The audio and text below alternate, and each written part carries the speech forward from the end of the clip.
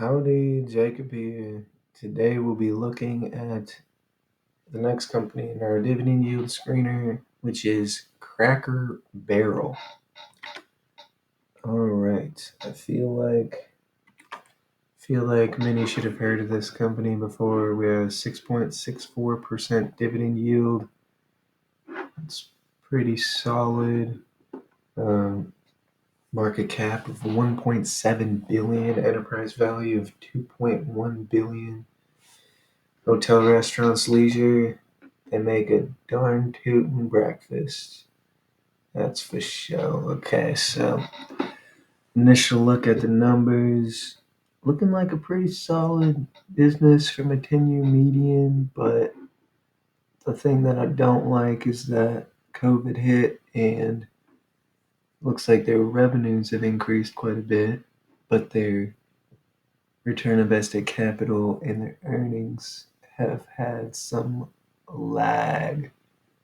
They were shooting out 22%, and then it's now down to 6% return on invested capital. So, a company like Cracker Barrel with a 20% return on invested capital would have been great, because that would have basically meant if they just created another store, on average they're getting 22% about 22% back on the money they invest.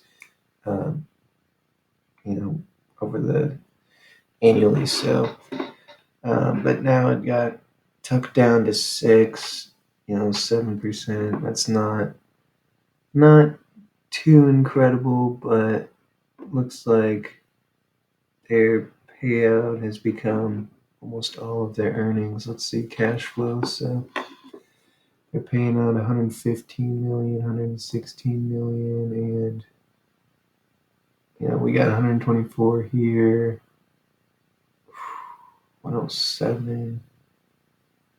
All right, 380. So, I mean, yeah, that's a pretty big payout, but I mean, if they go back to over here, like we're seeing, well, I guess, yeah, 100 million is still a lot for a company that, can make 200 pretty consistently. Yeah, that's still a 50% payout ratio. I just kind of, sorry, bring back. I find it interesting they're paying out such a big dividend over here, and their return on invested capital was 20%. But, interesting. They've been buying back shares pretty heavily. Well, I guess they slowed down quite a bit, but 130 million on a 1.7 billion market cap. It's pretty solid. Um, Especially with not doing much buyback at all over here. But all right, I think from a dividend perspective, maybe I say they cut it. Uh, Maybe I say they cut it to 80%, or not cut it 80%, but just take 80% of what we have, because that would be 85 maybe. So that'd be a lot more reasonable. And then maybe after that,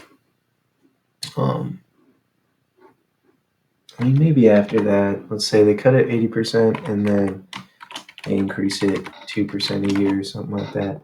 Again, this is the art of it. Nobody knows exactly what's going to happen, but to me, what I would do with a company like this would be to cut the dividend a little bit, and then until I'm more confident that my earnings and free cash flow are going to be more consistent.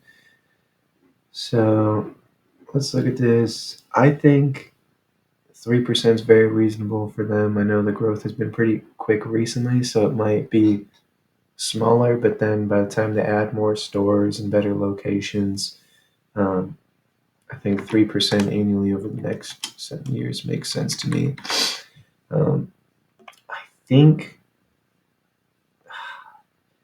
I can't. Do I? So 13 would be what initially I'd want to go to, but just on the off chance that they can start producing these numbers and returns on invested capital again. But then again, even when they had this, they were paying out so much in dividends. All right, I'm gonna be conservative. I'll do 13 because I wanted to do more just to shut out my thought process. But even when their return on invested capital was upwards of 20%, meaning if they were to put down another location, they could get 20% likely on that. 20% return on that money invested in that new location. They were still having huge payouts of dividends, and it was little being reinvested back into the business. So for that reason, I think I feel comfortable. I feel comfortable with 3 and 13 for revenue growth and terminal PE.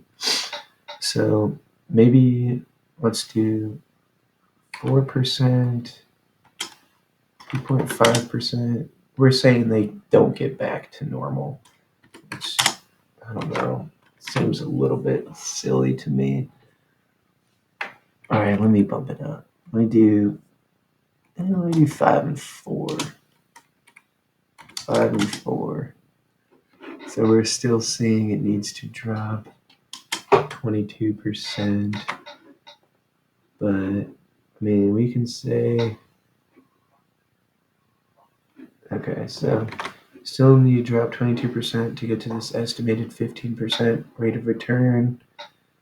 Given these assumptions, I think this is definitely a company that others should look at, because again, even if they drop this dividend 80%, you're still looking at a greater than 4%. So for those people that just want a little bit of cash flow in retirement or excess cash received in the path of a dividend, I think this is a good company to look into. Again, don't buy anything, because I would never say buy anything in the first place, but do your own research. If it makes sense to you, then please do your research if this company makes sense to you. And yeah, thank you, and I hope you have a good rest of your day.